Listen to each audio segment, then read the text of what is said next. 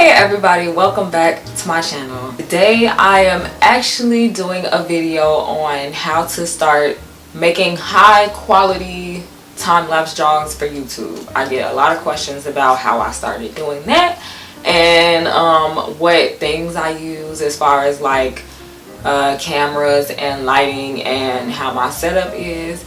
And I think it seems like it's a little more complicated than it actually is, but you can start doing time-lapse videos with just a few things and they don't have to be expensive. First, I'm just going to start with cameras. So as far as cameras, you can use anything that records in HD, and that could even be a smartphone.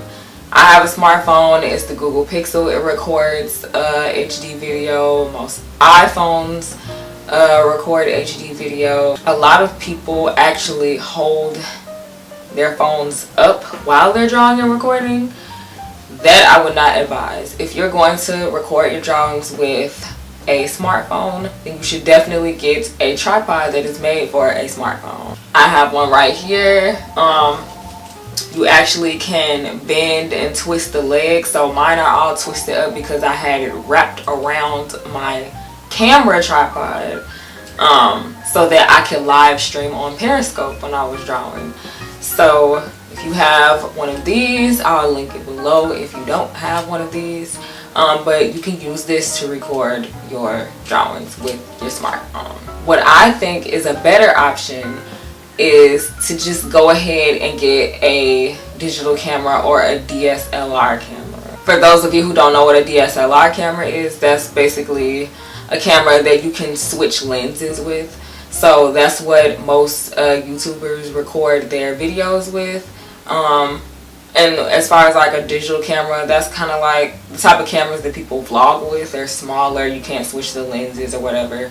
But they can have tripods. I personally use a DSLR. Mine is a Canon Rebel T3i, which I will also link below. And I just record with the lens that actually comes with it, the 18 to 55 millimeter lens. You can look up, I think any Canon DSLR or Nikon DSLR cameras are really good, and you can get, like, you don't have to get the latest one because really the quality is like in the lens. Like, I have a T3i, came out years ago. I've had it for about 3 years now, and it had been released I think maybe 2 years before I got it. I'm not positive, but it was definitely out before I got it. It wasn't brand new. I purchased it as a I purchased it with like all the things that come with it, like the bag and batteries and chargers and stuff like that, for $600. And if I'm not mistaken, it's only $300 now. So moving on to lighting. Obviously the best lighting you can ever use for any kind of video is natural light. In other words, sunlight. So I would push if I were you, I would push my desk up against or close to the side of the room where there's a window, and make sure the window light is hitting the drawing on the outside of how you're drawing, if that makes sense. So basically, if you draw with your right hand, the light should be coming from the left side. If you draw with your left hand, the light should be coming from the right side. And also your camera should be on the side where the light is coming from. And that's to like avoid shadows, and also so the person can actually see what it is that you're drawing as you're drawing it, like actually see the pencil touching the paper instead of just seeing the lines after you move your arm. But yeah, that's something else. So lighting, natural light is the best. The only thing about natural light is that it goes in and out depending on how cloudy or sunny it is outside, and also if it's anything like the sunlight that I get, it's way too harsh and it just overexposes everything. Luckily for me, because of my work schedule, I actually only have time to shoot at night between midnight and 4 a.m. So if you're like me, we're gonna mostly be shooting at nighttime. Then you should definitely invest in some artificial lighting. For artificial lighting, what I use is one ring light. I forget what brand it is, but I will link it below. It's 18 inches. And I put that directly behind me, and then on either side, well, directly behind the drawing, I guess, and on either side of the drawing I have 2 umbrella lights.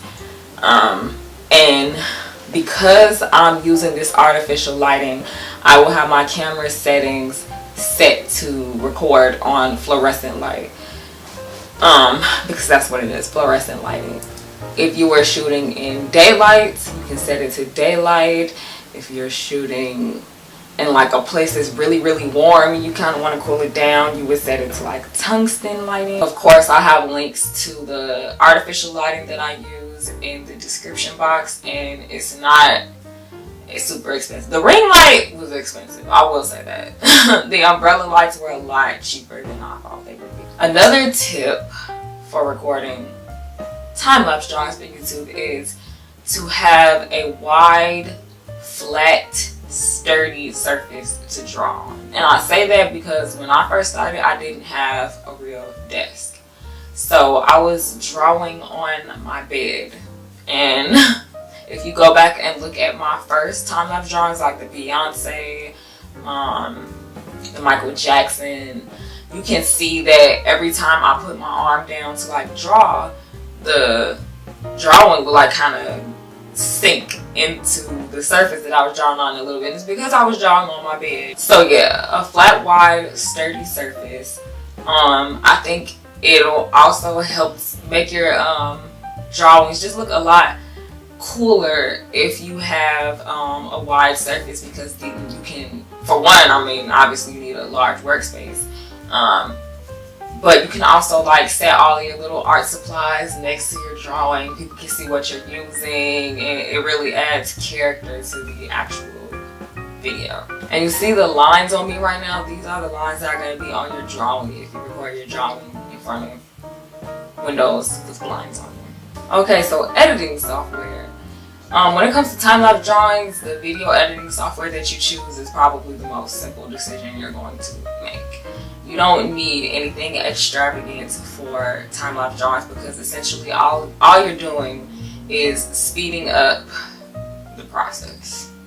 So as long as you have video editing software that allows you to speed it up times however you need to make it into a 3 to 5 minute video, then you're good. You can do that with Windows Movie Maker. That's what I was using before I upgraded to Windows 10. Oh god, before I upgraded to Windows 10. Unfortunately, Movie Maker does not. It's not a part of Windows 10, and you can't download it to Windows 10. So now I actually have to use another video editing software, which is actually amazing. It's like the Windows version of Final Cut Pro. You could do that, like I said, with Windows Movie Maker, which is free. I'm not really sure what you would use for, well, for Mac computers. You could, I'm assuming Final Cut Pro comes with Mac computers, but I wouldn't know because I've never had a Mac. But yeah, like I said, any simple video editing software, you can do that. Anything where you can speed it up and like create a title if you want to do something like that, and add some music to it if you want to do that.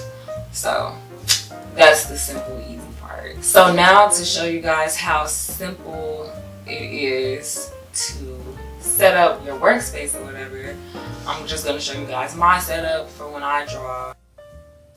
Okay guys, so I'm recording with my phone right now in HD, but this is my setup.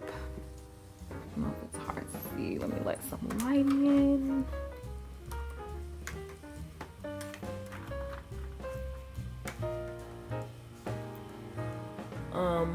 So I always have my laptop sitting right there on the right side. I have the pastels that I use the most right next to me on my right hand side. I am right-handed, by the way. The drawing is obviously sitting right there in the middle of the desk. I have my other supplies over here. My camera is on the tripod right next to me. I sit there. and it's usually much higher, like way higher than my ring light is, so that I could turn it so that it's looking directly down at the picture and you guys are getting a view like so. And this is my ring light. It sits directly behind my camera. So far with this setup, I haven't had to use my umbrella lights like I did before, so that's cool. This is usually enough light for me at nighttime. It's just my ring light on max and my bedroom lights. And yeah, that's my setup. Thank you guys for watching. I hope you all found this video to be helpful, and please feel free to comment below and tell me what your method for recording your time-lapse drawings for YouTube are, what equipment you use, all of that good stuff, and I'll see you guys in the next video. Bye.